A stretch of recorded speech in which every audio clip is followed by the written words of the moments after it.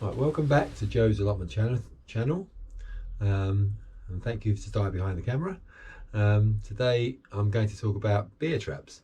I don't know if you saw the headlines in the paper on Friday, April the 1st, about all slug pellets being banned. When I first saw it, I thought, is this an April Fool's joke? But it was in quite a few of the national papers. So I looked into it a bit more, and I found out that they were supposed to be banned from April 2020, but it was deferred for a couple of years, and it actually came into effect on Friday, April the 1st, 2022. So the papers were saying all pellets are banned, but actually, when looking into it, it's only the pellets that contain metaldehyde that have been banned. Other pellets are still available on the market. Walked past B&Q yesterday and popped in, and there was actually a whole shelf full of other pellets ranging from sort of £6 up to £8. They are still available, but I think the metaldehyde ones were the most effective apparently, because they dehydrated slugs and snails and killed them rapidly, whereas the others are less effective. Slugs and snails are actually an important part of our ecosystem. They eat foliage that has died, and actually the Royal Horticultural Society has now said they're no longer considered to be a pest. But metaldehyde was a dangerous substance because it was responsible for killing birds and puppies and other mammals as well. So that's why that one has actually been banned itself now. So for those of you that used to use metaldehyde pellets or other organic gardeners, a method that organic gardeners have been using for a while is beer traps. It's a simple method of putting a container into the soil level, filling it up with a beer, because slugs and snails are attracted by the yeasty smell. And apparently a national study a couple of years back found that lager is the best thing to use, and being more effective than bitter in sort of attracting snails and slugs. And if you've got a local friendly pub who's happy to give you sort of a drip from the drip tray, you can use that. Saves you buying anything to use it. But today I'm going to use some cheap lager from Aldi, 99p a bottle. I'll use some of it and I'll drink the rest of it myself today, so that's okay. We can share it with the slugs and snails. So I'll show you what I'm going to do. So it's just a yoghurt pot. Got two. I'll put one on each side I think tonight and see how we go. So it's just a matter of digging a hole,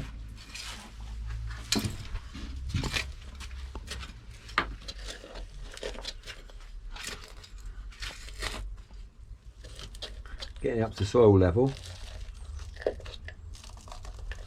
so the snails can easily access.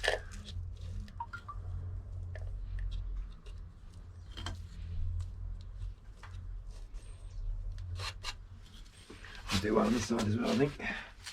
One on the other side.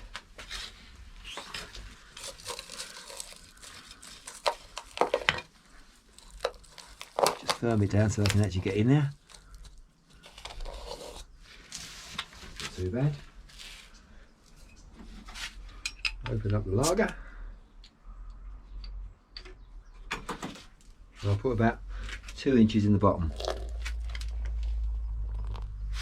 2 inches in each one. It's actually the alcohol that kills them.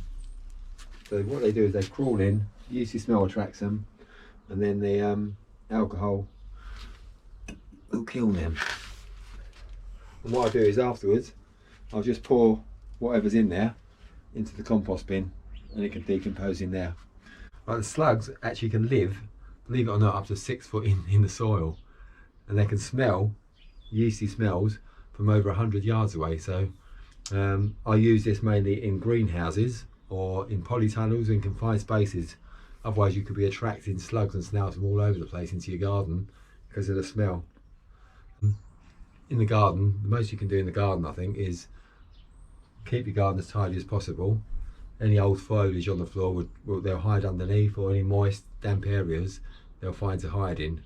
So we don't seem to have much of a problem down the allotment actually, because I think we've got a bit of a hedgehog population down there, and quite a lot of birds visit the site as well, so I think they keep the population down on the allotment naturally. So it's a natural sort of cycle goes on there. I've actually found them before climbing up and trying to get through the window at the top here, so they will try and get into even a greenhouse. They're quite clever. So if your neighbour uses beer traps, it's quite beneficial for your own garden actually, because that will attract your slugs and snails into their garden. So yeah, that's one way of getting rid of them. So what we'll do is we'll come back tomorrow morning and see if we've trapped any slugs or snails in the 2 pots overnight. That's when they're most active, overnight. So we'll check on it in the morning again. Hello, so here we are next day. We want to look at the beer trap and see how we got on. This one appears to have about 3 or 4 snails and 3 or 4 slugs in it. So not bad for one night, quite good. And this one over here, it's got a couple of snails and a couple of slugs, I think, so quite successful. As I said though, I'd use this in a confined space, the greenhouse or polytunnels, as if you do it outside, as we were talking about yesterday, you would attract slugs and snails from all over the place. Apparently up to 100 yards they can smell the yeasty smell, so quite successful. If you've enjoyed this video, please consider subscribing to watch further videos. Leave us a comment or give us a like. Thank you very much.